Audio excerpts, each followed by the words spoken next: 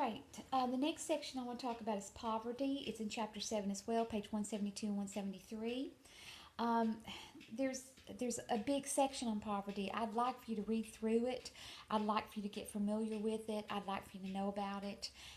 Because I can tell you this is going to be probably the majority of where you all will be teaching. 9 out of the 11 schools in Hamlet County are considered Title I school, which means that there is a high number of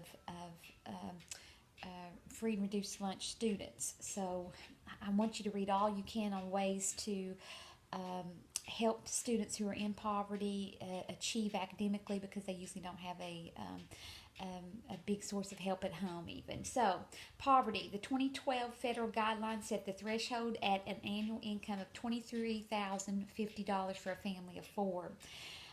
Four people in the family being raised on a little over $23,000.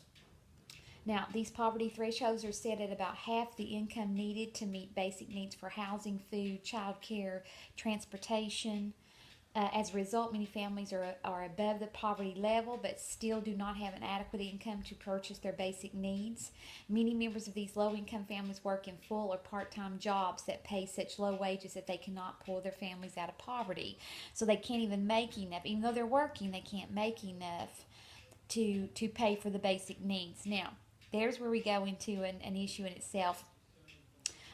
Sometimes what we consider a basic need may be part of the problem.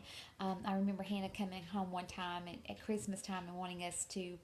And she had a friend who wasn't going to get anything for Christmas. The friend said, and so she asked if we could help the family out. And we've done things like that on and off.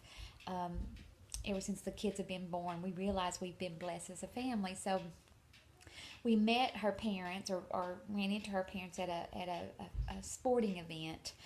The dad had tattoos all over his arms. They both were smoking cigarettes. They both had smartphones. We didn't even have smartphones.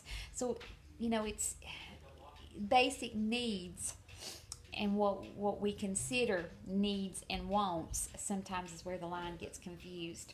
In 2009, 43.6 million people and 8 million families earned incomes below the poverty level threshold.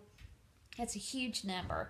A number that scares me right now as a society, because how are our children, how will your children help the society continue to work when there's fewer of us, it appears, to be working than those that's under the poverty level.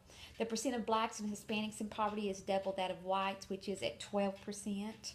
The differences in poverty levels among groups are due to education, incomes, and employment, which are affected by history of discrimination against some groups. This is where I feel like we're going to have to change the trend. We have got to get our future citizens better prepared for the workforce, and encourage them. As a teacher, you want to say, when you get a job, not if you get a job, when you get a job, when you get a job. Over 1 in 5 U.S. children were born in poverty in 2010. 1 in 5. Over 1 in 5. That's an unbelievable number. The percent of U.S. children in poverty is almost double that of most other major industrialized nations. That's a scary thought as well. Another 22% of the nation's children live in low-income families above the federal poverty level. Thus, 44% of the percent of our children live in low-income families. So we have poverty, and then we have a low-income family, often making them eligible for free reduced-price lunches in schools and special academic programs. As with adults, Hispanic, American Indian, and African American children are more likely than other children to live in poverty. These numbers are just, it's just an eye-opener for me. Children under the age of 6 are more likely to live in low-income families than older children. And programs that help parents develop their parenting skills have also found to improve the academic achievement of students who are suffering from the harsh economic conditions in which their families live. Education programs including early Head Start, and preschools for 3 and 4 year olds are being offered by a growing number of schools with low-income students. And so we're trying our best to get those the students who are coming in as poverty struggle in the classroom. Seems more so than our regular ed kids. So setting up these programs to where we can intervene with them early on seems to help in some instances. This is just scary numbers for me. And if you've not been out in our area, you know, we kind of sometimes live in what seems to be a bubble, not realizing actually what's happening in the real world. I remember just a few years ago we were at Hillcrest. We had adopted Hillcrest for the semester. STEA had for the year, and we had taken over supplies. And when I called to see what they needed, some of the things they said was clothes. And at that time, the economy had just taken a plunge downward.